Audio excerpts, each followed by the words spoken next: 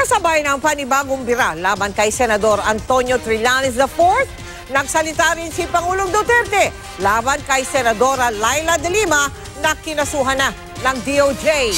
Nakatutok si Ian Cruz. Si Pangulong Duterte ang unang nagugnay kay Senadora Laila de Lima sa illegal drug trade sa loob ng Bilibid.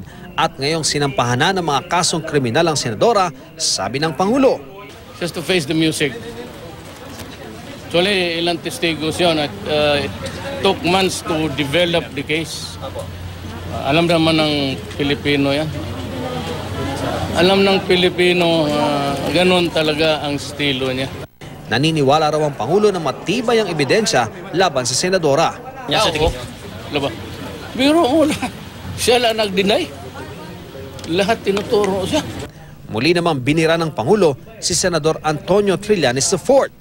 The problem with Trillanes is bugok, torpe. He gives out a statement, a rehash of the last elections issues.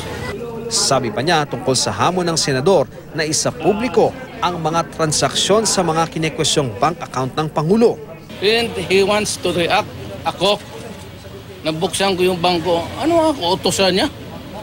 Kung meron siya, hanapan niya, sabihin niya ang bangko, ang black or mag-file ng kaso kung talagang totoo. Hindi siya. Hindi ako Boy Scout.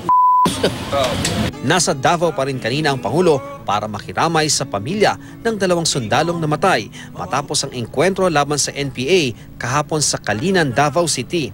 Kabilang dyan si Private Vilmel Damondon, 24 anyos.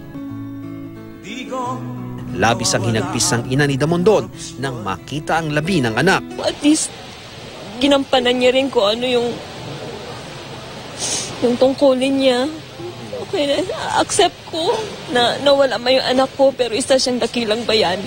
Labis din ang pighati ni Glyza sa pagkamatay ng mister na si Corporal Michael Yadao, 28 anyos, na nasawi rin dahil sa landmine ng mga rebelde. Wala akong maisip kung anong dahilan nila kung bakit nila ginagawa yun. Kasi dyan lang naman yung mga sundalo para sa peace eh. Hindi naman para makipagbakbakan doon kung hindi naman sila uunahan. Yun nga, yung laying out of landmines, yun ang the worst na nako nila. And yun na yung part ng nila, tactics maybe. At with the ceasefire nga noon na mayroon pa tayo unilateral ceasefire sa kanila. They were able to build up in terms of their strength, capabilities. Matapos dalawin ni Pangulong Duterte ang burol ng mga nasawing sundalo, tumuloy ang Pangulo sa ospital kung saan nagpapagaling ang 17 pang sundalong sugatan mula sa 3rd Infantry Battalion ng Army. Ginawaran sila ng parangal ni Pangulong Duterte sa ospital. Sa gitna ng mga bagong engkwentro sa pagitan ng mga sundalo at NPA, ayaw munang magbigay ng pahayag ng Pangulo ukol sa kahihinatnan ng usapang pangkapayapaan sa pagitan ng gobyerno at mga komunista. Mula rito sa Davao City, Ian Cruz, nakatutok, 24 oras.